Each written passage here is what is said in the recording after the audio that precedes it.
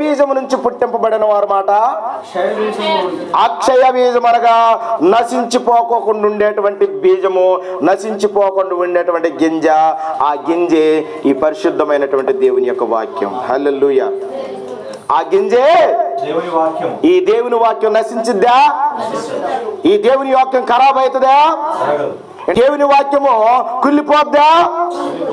మనం చాలా మాటలు విన్నాము దేవుని వాక్యం గురించి. ద్వితీయోపదేశ కాండంలో వాక్య మాట వర్షము రూపములో బీడుబడినటువంటి బీడైన ప్రాంతములలో కురిసిందట. ఆ బీడు ప్రాంతమాట పచ్చగా మార్చబడిందట. ఆ బీడు ప్రాంతం ఎవరటమ్మా? మనము. వర్షం ఎవరై ఉన్నారట? దేవుడై ఉన్నారు. అంటే వాక్యమై ఉన్నది. ఆ వాక్యము బీడు అయినటువంటి మన జీవితాల్లో మన బ్రతుకులు పడినప్పుడట మనం పచ్చగా ఉంటామాట. దేవునికి స్తోత్రం. కలగలాడుతూ ఉంటామాట. దేవునికి స్తోత్రం. మరి చాలా మంది వాక్యం లేదు హృదయంలో. ఉందా? శారమ్మ గారి కంటే కొంచెం చిన్నగా ఉంటుంది ఒక ఆమె, నేను చూసా. 119వ కీర్తన తీయండి ఒకసారి. ఎన్ని వచనాలు ఉన్నాయి చెప్పండి? 119వ కీర్తనలో 176 వచనాలు ఉన్నవి. 176 వచనాలు కూడా చూడకుండా అప్పచెప్పిద్ది ఒక తల్లి. 176 వచనాలు కూడా ఒకదాని తర్వాత ఒకటి అప్పచెప్పగలిగినటువంటి జ్ఞానం ఎక్కడి నుండి వచ్చిందంటే ఆమెలో పరిశుద్ధాత్మ దేవుడు ఉన్నాడు. ఆమె ఒకటి ప్రార్థన చేసుకుందట, దేవా నేను ఈ లోకాన్ని ఏదో ఒకరోజు చచ్చిపోతాను, చచ్చిపోయేంత కాలము ఈ బైబిల్లో పెద్ద గ్రంథం ఏదైనా ఉంటే ఆ గ్రంథం అంతా నా మనసులో ఉండాలనుకుందాట. పెద్ద అధ్యాయం ఏది బైబిల్ అంతలో? ఏనా 119వ అధ్యాయమే బైబిల్ అంతట్లో పెద్ద అధ్యాయము. అదే కోరుకుందట, ఈ పరిశుద్ధమైన గ్రంథంలో పెద్దది ఏదైనా ఉంటే అది నాకు నా మనసారా నా మనసులో నిండిపోవాలి, నేను చూడకుండా మాటలు చెప్పాలనుకుందట. దేవుడు అలాగనే తన మనసులో పెట్టిండట. మీరు ఇంటికి పోయినప్పుడు మీ మొబైల్స్ ఉన్నాయి కదా, మీరంతా చెత్త చెదారానికి ఉపయోగించుకోకుండా 119వ కీర్తనని కొట్టండి.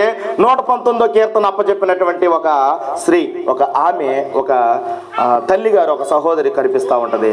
ఆమె ఏం చక్కగా అప్పచెప్పుతూ ఉంటుంది. ఉందా దేవుని యొక్క మాట నీ మనసులో? దేవుని మాట ఉండదు. మన మనసులో ఏ మాటలు ఉంటాయి? దెయ్యపు మాటలు కాదు, మనసుల మాటలే ఉంటాయి మన మనసులో. షడ్రకు నన్ను ఏమన్నాడో తెలుసా? ఆ మాట నా మనసులో ఉంటుంది. కనుక ప్రియులారా జ్ఞాపకం చేసుకోండి, వాక్యము మన మనసుల్లో ఉండాలి, మన హృదయంలో ఉండాలి. మరి వాక్యం వల్ల ఏమవుతుంది? ఇనుట వలన ఏమొస్తుందట? మళ్ళీ అది ఎవరి గురించి వినాలట? యేసుక్రీస్తు గురించిన మాటల వల్లనే విశ్వాసం పెరిగిద్దమ్మా.